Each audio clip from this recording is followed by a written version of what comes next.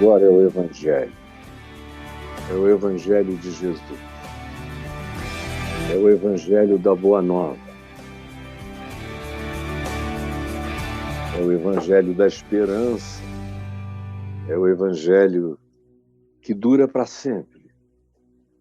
Como Jesus disse, passará o céu, passará a terra, mas as minhas palavras não hão de passar. Convide os seus amigos. Você que entrou aqui, não botou o seu joinha, vá lá e dê o seu like. Você que não é inscrito no canal, se inscreva e aperte o sininho. E você que pode, compartilhe com os amigos. Dá tempo dele entrar, só puxar um pouquinho para trás e assistir tudo. Vamos lá. Hoje eu quero falar com você sobre quando a terra é ferida pela maldição. É um E que está aí, Braulio? Eu só estou vendo um I, não estou vendo sinal, se bem que eu não estou enxergando quase nada. Quando a terra é ferida pela maldição. É um E sim, Caio. E temos o texto de Malaquias, no capítulo 4, no verso 5, que diz assim: Eis que eu vos enviarei o profeta Elias. E Jesus interpretou o Elias como sendo João Batista. A gente vê em Mateus, no capítulo 11, no verso 14, por exemplo, essa alusão ao fato de que João veio. Ou ainda no capítulo 17, versos 10 ao 13, ou em Marcos 9, de 11 a 13, ou em Lucas 1,17, João 1,21. Jesus e o Evangelho nos dizem que Elias foi João Batista, que veio no espírito e no poder de Elias. Não era a reencarnação de Elias. Era uma revalidação do ministério de Elias através da ação desassombrada, corajosa, profética, como foi a de Elias nos dias do rei Acabe, rei de Israel e de Jezabel, assim a ação de João Batista no reinado de Herodes e da sua mulher perversa, que acabou sendo a responsável pela decapitação de João Batista.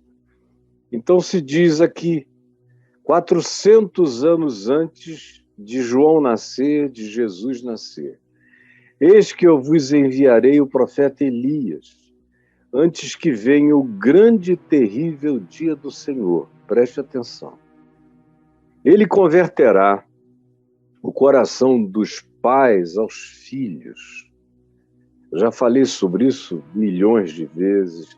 Tem capítulo de livro meu, mais de um livro meu sobre isso, sobre conversão de pais aos filhos, qual é o significado disso, e não é sobre isso que eu vou falar hoje.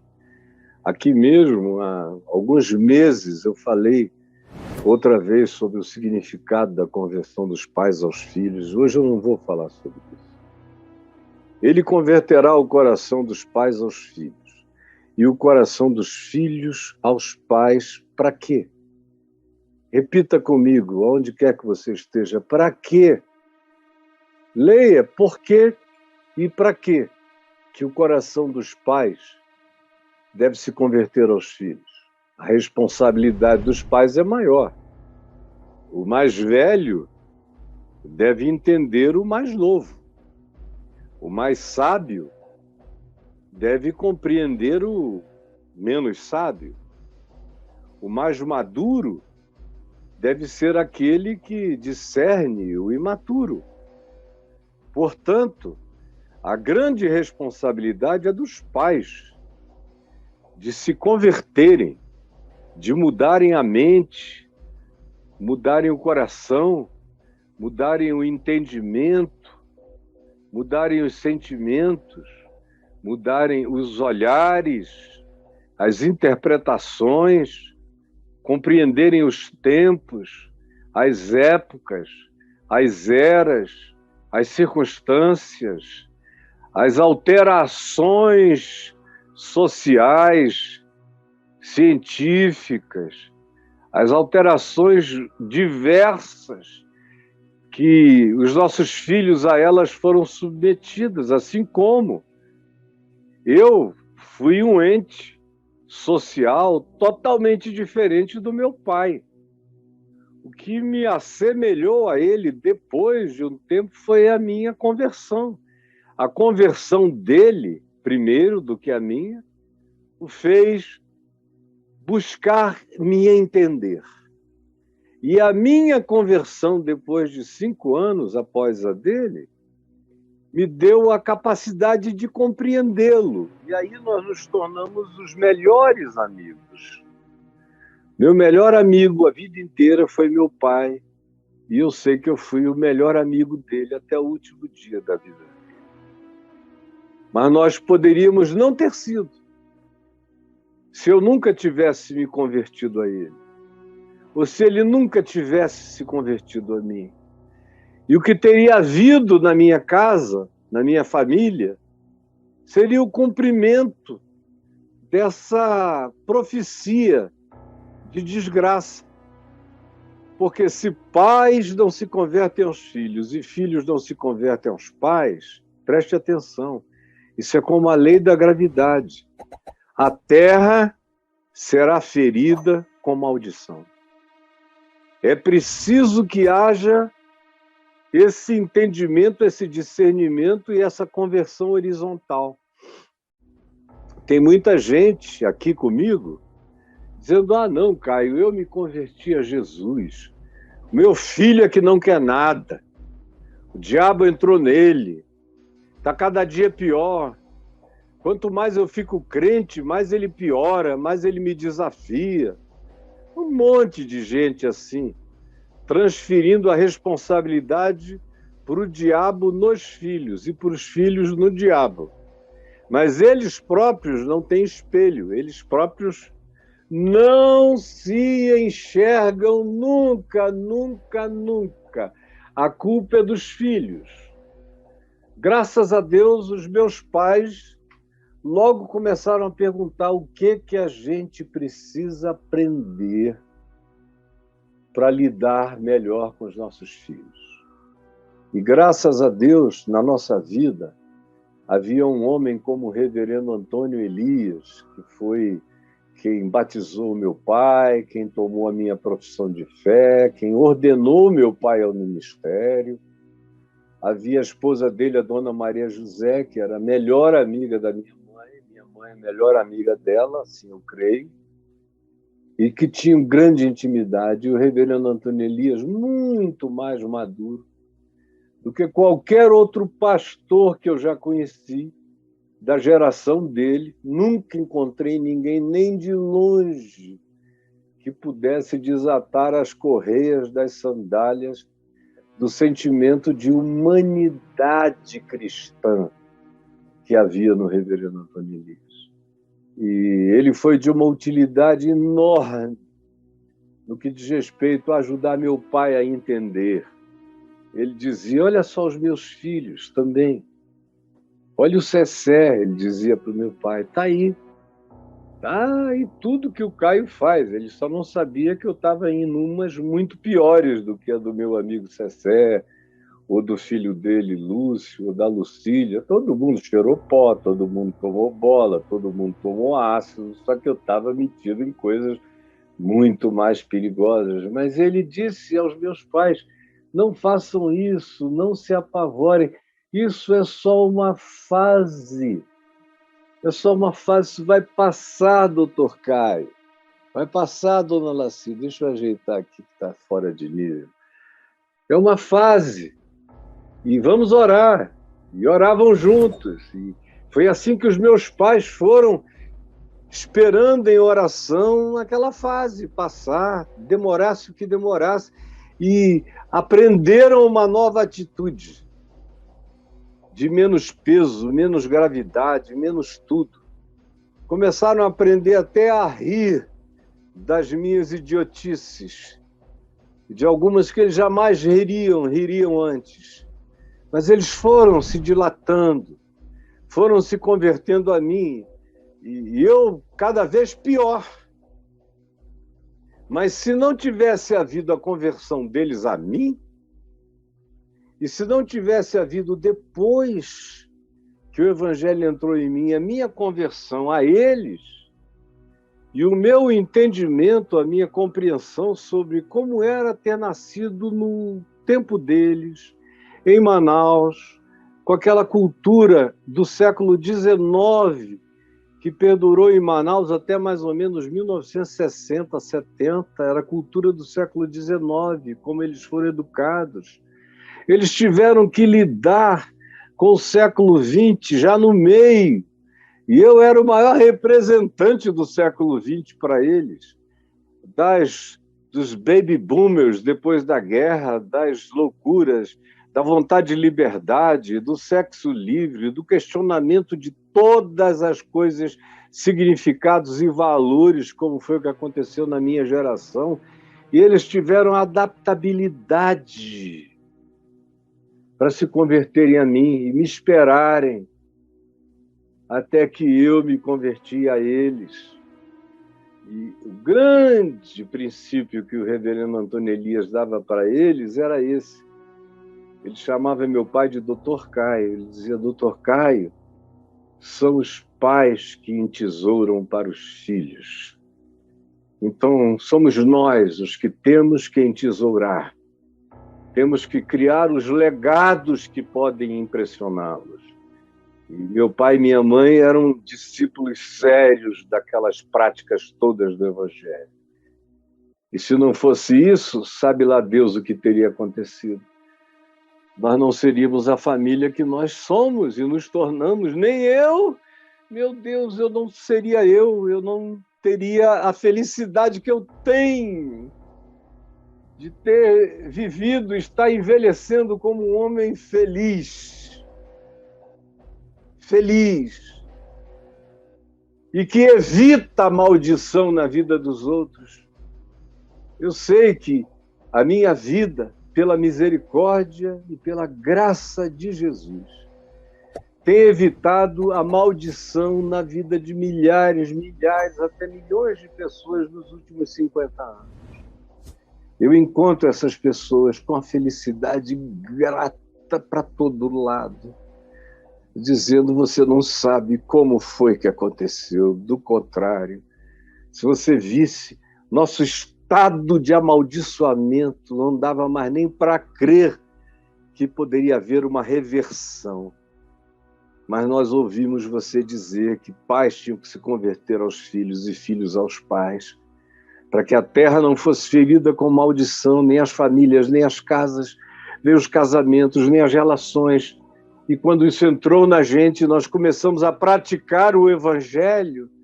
Não houve nada instantâneo, mas devagar foi tudo mudando, até que um dia a gente abriu os olhos e as coisas já eram outras, já eram diferentes. Aí você lê isso aqui e você vê em Lucas 1,17, num texto que repete exatamente Malaquias 4, 5 e 6, e com as palavras aplicadas a Jesus, você entendeu? Aplicadas a Jesus. Está aqui, leia comigo, Lucas, capítulo 1, versos 16 e 17. Está falando desse que seria enviado, que no caso é o filho de Zacarias e Isabel, que foi João Batista, primo de Jesus. Se está falando de João. E como os pais dele ficariam cheios de alegria, de prazer, de regozijo com o seu nascimento. Aí começa a se dizer que ele seria cheio do Espírito Santo desde o ventre materno. E aí vem essa descrição fundamental. Ele converterá muitos dos filhos de Israel, não são todos, mas ele converterá muitos dos filhos de Israel. Coisa bonita. Ele converterá muito dos filhos de Israel ao Senhor seu Deus. A mensagem dele vai converter uma quantidade enorme de gente que até pensava que era de Deus, mas não era. Eles eram só de Israel, tomando Israel como um paradigma para a gente dizer, eles eram só da religião, ou eles eram só da igreja, mas eles não eram convertidos ao Evangelho, não eram convertidos à Boa Nova, não eram convertidos ao espírito do perdão, do amor, pelos iguais, pelos diferentes e pelos antagônicos. Ele converterá a muitos dos filhos de Israel. E porque isso acontecerá, é que o mal será impedido, como diz o verso 17.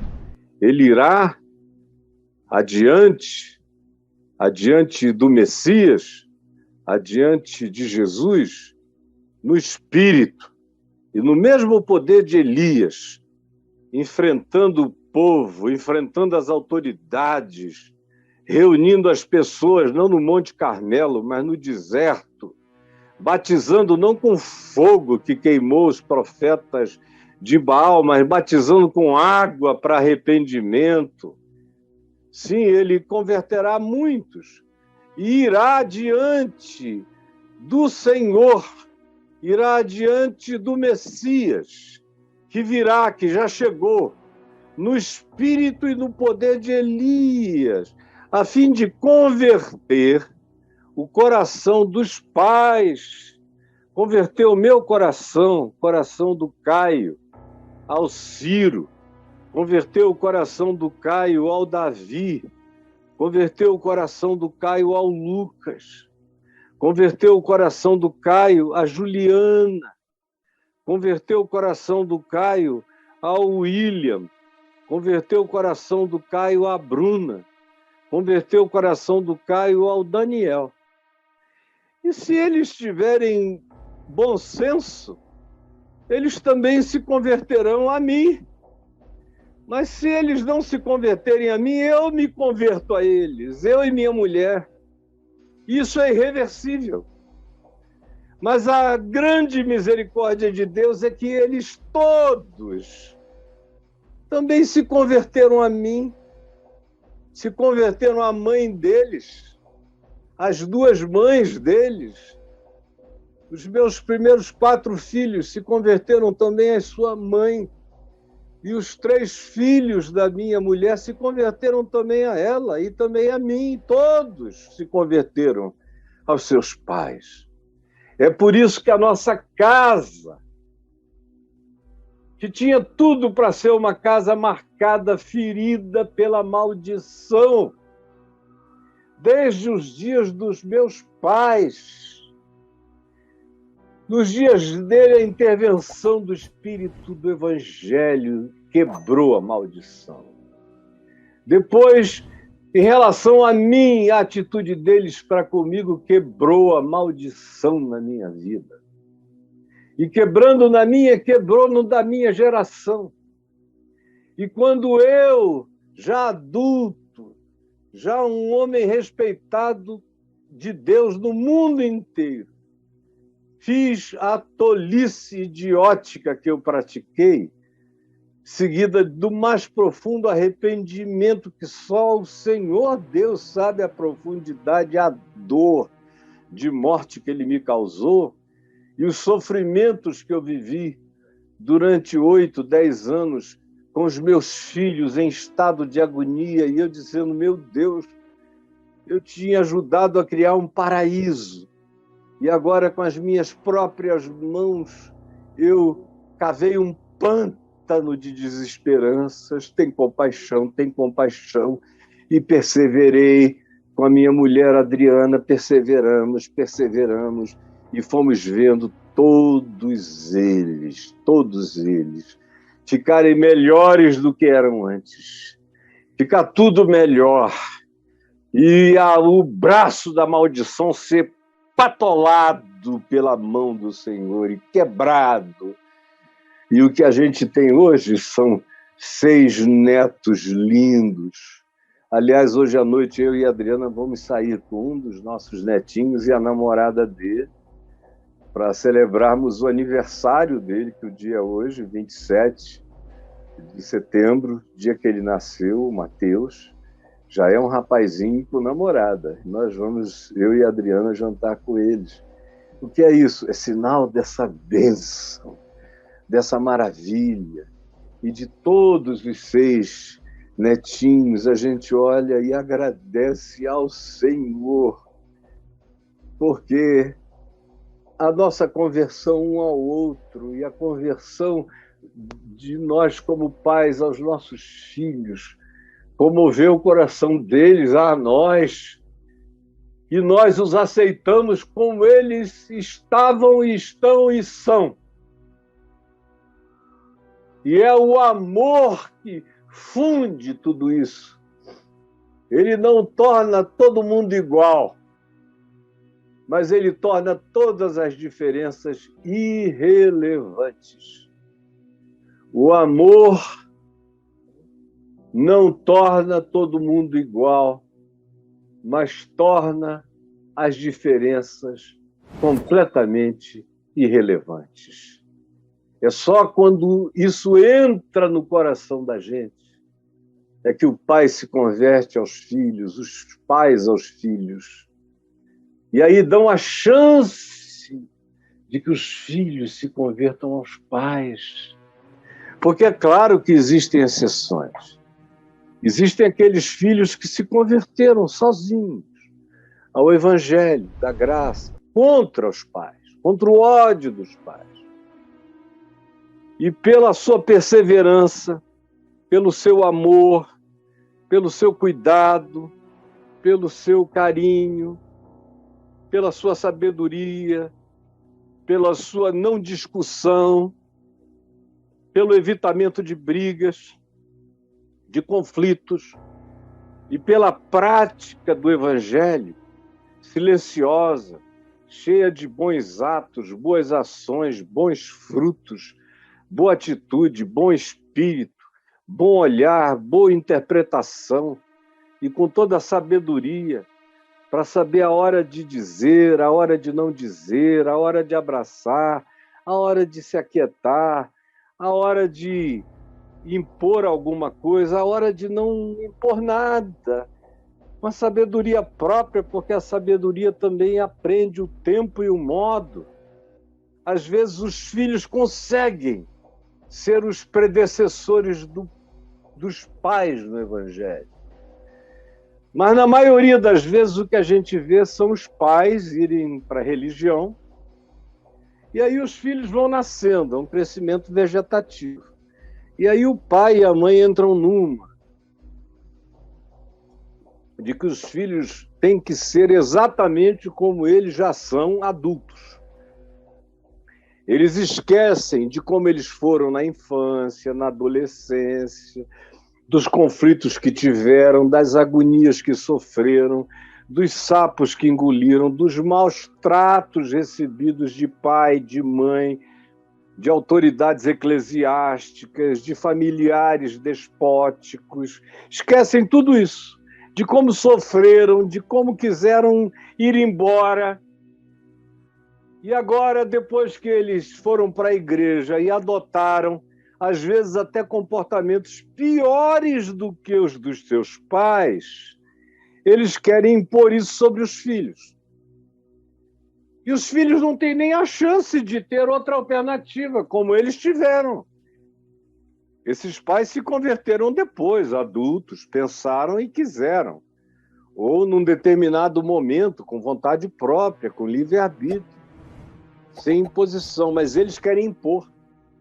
E aí a calamidade começa, eles conseguem manter os meninos ali até 7, 8, 10 anos, enquanto podem ser obrigados a irem, eles vão. Depois que eles começam a falar mais grosso e a dizer, eu não vou, se você quiser me espanque, mas eu não vou ouvir aquele louco, não vou para aquele hospício que vocês chamam de igreja, não vou. para aquela casa dos preconceitos, para aquele lugar mal assombrado, da hipocrisia, do ódio, não vou. Me mata, mas eu não vou. E tem meninos e meninas começando a fazer isso com 10, 11, 12 anos, 13 anos, já é quase normal. Aí o pai fica com ódio. Fica com ódio de um partido político, fica com ódio do YouTube, fica com ódio da internet, fica com ódio de um cara como eu, que fala a liberdade do evangelho em Cristo. Vai arranjando pessoas para odiar, para transferir, para não se enxergarem. Até que chega uma hora que a filha fica mais velha e diz: olha, eu quero te dizer o seguinte, eu não gosto de menino, eu gosto de menina. E o garoto diz: olha, eu estou apaixonado pelo meu melhor amigo. Aí pronto. Ou qualquer outra coisa. A garota chega com 14 anos e diz: olha, eu estou indo para a cama com meu namorado. E a mãe não dá nem uma camisinha, nem um pai. Por quê? Porque ele diz o seguinte: se eu der a camisinha, eu estou validando a relação sexual dela. Aí não dá a camisinha, a menina fica grávida, porque está pedindo juízo de quem não tem juízo, nem ela, nem o garoto. Filho que não tem consciência, me diz que está transando com alguém, a primeira coisa que eu faço é comprar um pacote de Jontex para o garoto. E para a menina, meu Deus, tem que colocar medidas contraceptivas, porque é melhor isso do que você ter uma filha de 15 anos grávida, sem querer criar a criança e maltratando mais um ser que vem para o mundo para não ser suficientemente amado, nem querido, nem maturado na hora da maturidade, o que faz toda a diferença. Como eu estou vendo aí uma quantidade grande de pastores formais, rigorosos, puritanos, legalistas, alinhados com essa política de costumes evangélicos que viraram política de governo, viraram projeto de político de governo, uma coisa patética. É a política pública do pinto, da pepeca, do ânus. É a política pública do que o cara faz com o pinto dele, se corta e abre uma vagina ou se bota um implante. São essas políticas de um Deus que não se preocupa com sentimentos, coração, nada disso. Ele se preocupa com zonas fálicas. É um Deus fálico, que só tem assuntos fálicos, mandamentos fálicos. E que agora, não sabendo ser crentes, não sabendo ser de Jesus, esses pais, não tendo aprendido Jesus, nem o Evangelho, nem o amor de Jesus, nem as práticas de Jesus, estão sem saber o que fazer com os filhos. E aí tem pai que eu já soube de pai que se suicidou, porque dos 3 filhos, 2 se declararam uma lésbica e um menino gay, e o outro, que não é nenhuma coisa nem outra, odeia a religião do pai, não quer nem saber. O que está acontecendo? Não só nessas áreas, mas tem pais que estão deixando as lideranças nas suas comunidades e igrejas, porque pessoas já começaram a descobrir que os filhos deles fizeram e expressam a sua sexualidade, ou a sua natureza, ou o seu gênero de maneira completamente diferente.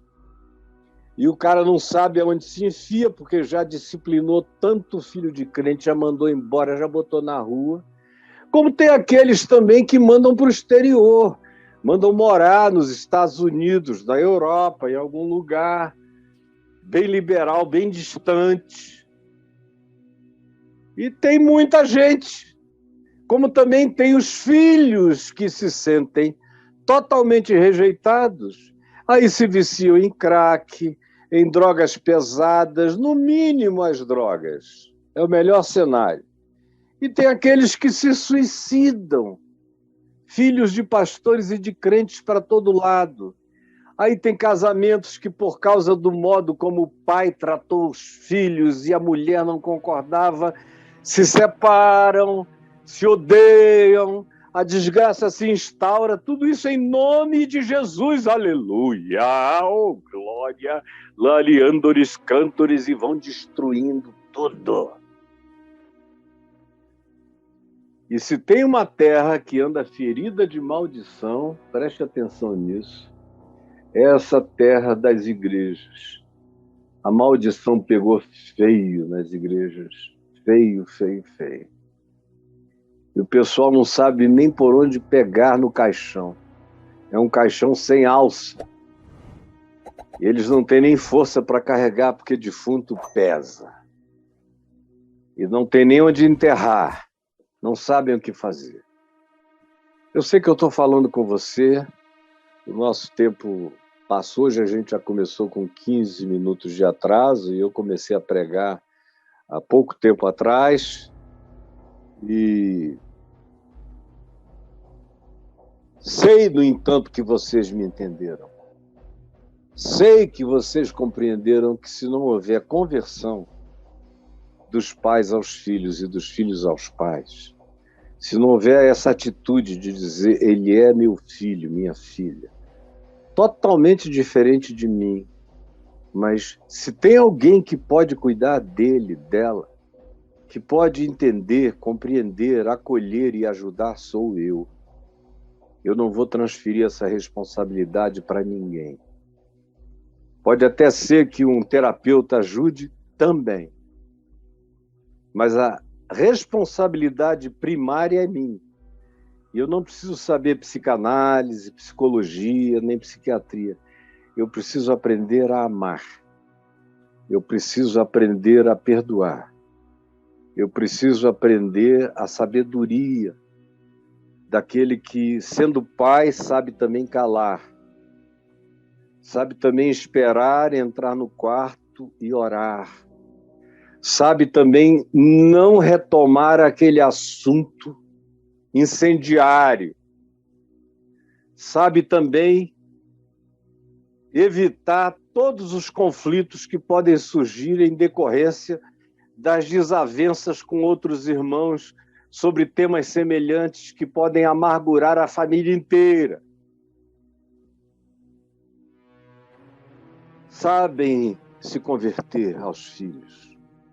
E se você é filho de pais horrorosos, a maioria dos quais estão, infelizmente, dentro das igrejas, são os mais persecutórios, os mais opressivos, os mais intolerantes, os mais ameaçadores. Porque eu vejo pais que não são religiosos acolherem seus filhos e filhas de opções ou de escolhas ou de naturezas ou de modos distintos dos seus, com amor. Isso é totalmente diferente de mim, mas é meu filho, eu o amo. O meu amor por ele é tão maior do que as diferenças e ele é uma pessoa tão melhor do que o que caracteriza essa diferença. Eu vou ficar com a essência dele, que eu sei que é boa. Isso, gente que não é de religião, de igreja nenhuma, de coisa alguma, agindo assim.